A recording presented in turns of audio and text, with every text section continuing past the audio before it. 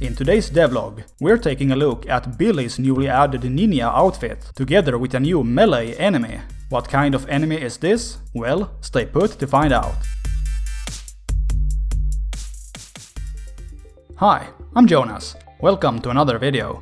In this devlog series, I talk about an upcoming roguelike game set in the nightmares of the pyjamas wearing boy, Billy.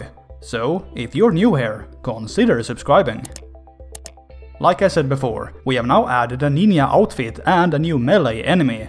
I will show you this together with some other stuff in just a minute, so make sure to stay till the end of the video. First, I wanna show you what we have done with Billy's health, and why we decided to change it in the first place. Since the beginning of this project, we have used these icons to represent how much health Billy has left. They are synonymous with sleep, and because the game is set in a dream, it felt like a good idea to show you that if you run out of sleep, you will wake up and lose the game.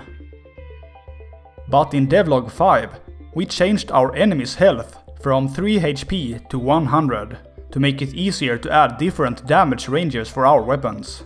And we have now decided that we want to make the same thing with Billy's health. So his 6 icons had to be removed and replaced with some kind of health bar. We spent a long time trying to figure out what kind of health bar we wanted to add. But in the end, we decided to do something similar to the enemy's health bars. So we put a health bar above Billy's head. But instead of using a red color, Billy's health bar is instead green to make it stand out more. We also gave green health bars to all the friendly characters in the game, so you can quickly see if a character is friendly or hostile. In the last devlog, I showed you the new cowboy outfit, which has a cap gun that fires as fast as you can pull the trigger. Kylosaur pointed out that it's possible to download auto clickers for your mouse, which basically means that it would be possible for the player to spawn 1 bullet per frame. And even though we want the cap gun to be fast, 1 bullet per frame seems a bit overkill.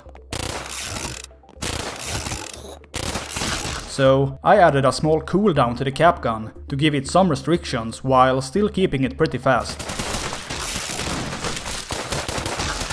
And in the last devlog, I also asked you for suggestions for new melee enemies. We got so many great suggestions that we are going to add multiple new enemies. But for now, I only have one new enemy to show you. Hunter and Algo Shidori suggested that we should add a book monster, similar to the one in Harry Potter. And we think that a book monster is a really good idea, because books fit our school level, and we definitely need more monster enemies to make the game feel more like a nightmare. The book monster will be the weakest of our new melee enemies. It jumps towards Billy at a slow speed and has very low HP. When it came to damaging the book monster, we realized that our old damage code wouldn't work anymore. Because enemies were basically divided in categories of having blood or not having blood. And if they had no blood, they must therefore be a skeleton and should spawn bones when taking damage. But our new book monster didn't fit in either of these categories. So I rewrote the code to make it possible for enemies to have a custom damage script instead. So now, the book monsters can spawn paper when taking damage. Which looks pretty good. Many of you have for a long time requested a ninja outfit for Billy. So now, we have finally added one to the game. No kind of mount felt right for the ninja. So we decided to just make him run faster instead. But to make the running animation more interesting, we had to of course give the ninja the classic anime run style. With his arms behind his back, Billy can now run as fast as a real ninja. When it was time to design the starting weapon for Ninja Billy, it felt very obvious to give him throwing stars. The throwing stars bounce off walls 2 times and then get destroyed on the 3rd impact. But if they hit an enemy or an object, they get destroyed immediately. We thought that the throwing stars were very fun to use, but compared to all the other more colorful projectiles, they were a bit difficult to see. We tried to figure out what we could do differently, and then remembered the magic throwing axe from our last game, Heroes of Highwall. In that game, the throwing axe has a bright yellow trail effect that follows it in the air.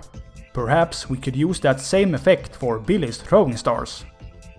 Even though it made no sense to use a yellow trail effect on the stars, it kinda looked pretty good. But more importantly, it made it much easier to see the stars and their flying directions. To encourage the player to bounce the throwing stars around corners, we tried to give the stars a higher crit chance for every bounce. This worked pretty well, until we realized that this can very easily be abused. By just turning your back against the enemies, you could then throw the stars into the wall to bounce them back with a higher crit chance. And this is not really how we want the player to use the throwing stars, so unfortunately the increased crit chance had to be removed. Removing features from a game is never fun.